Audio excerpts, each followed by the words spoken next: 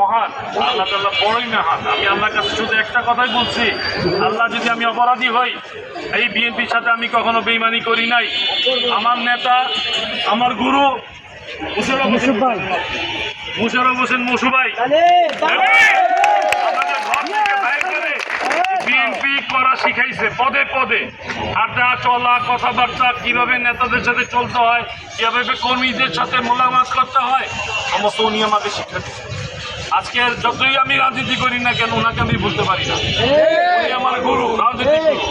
আজকে এই রাজনীতি করতে গিয়ে আমি বলবো, যারা আমার সাথে রাজনীতি করেছে তারা বলুক কোন জায়গায় আমি চাঁদাবাজি করছি, আমি একটি জায়গা দখল করছি।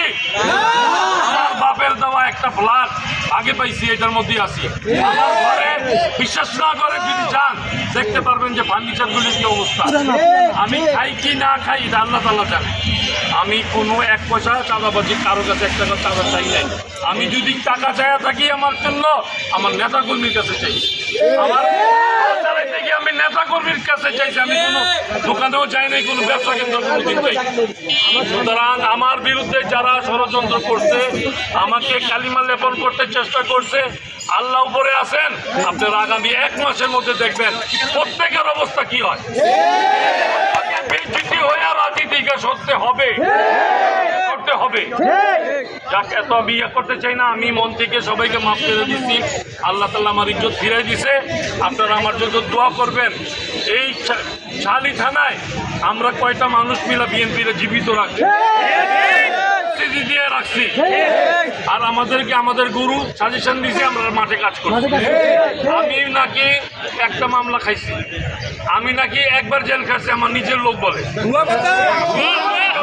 আপনারা জানেন এই 17 বছরে আমি 11 বার জেলে গেছি, 11 বার, 40টার উপরে আমার নামে মামলা হয়েছে। বাসায় ঘুমাইতে পারেনি, ঘুমাইতে গেলে দেখা গেছে 1-2 দিনের মধ্যে পুলিশকে হাজির হয়ে গেছে। সেই জায়গায় আমার নিজের লোকই বলে, আমি বলে একটা মামলা খাইছি এবং আমি একবার জেল খাচ্ছি, আর আমি নাকি চাকরি ফিরে পাবো না। আপনারা অনেকে ভয় পাইছেন, অনেকে দেখা গেছে যে চুপ করে রয়েছেন বা মনের কষ্টে রয়েছেন, মনে কষ্ট ছিলেন যে আমাদের ভাই বা আমাদের মামা হয়তো ওই দায়িত্ব থেকে সরে যাবে। আল্লাহ আসের উপরে আপনাদের দোয়া, আমি আবার ফিরে আসছি। আপনাদের সামনে দাঁড়ায় আছি বিএনপি কালী থানা বিএনপির আহ্বায়ক। আমাদের মাঝে আমাদের 8 নম্বর ওয়ার্ডের সেক্রেটারি, বিএনপি সেক্রেটারি জাকির হোসেনের নেতৃত্বে একটি বড় মিছিল আসছে। আমি ধন্যবাদ জানাই। সমস্যা একটাই যে আমাদের ভিতরে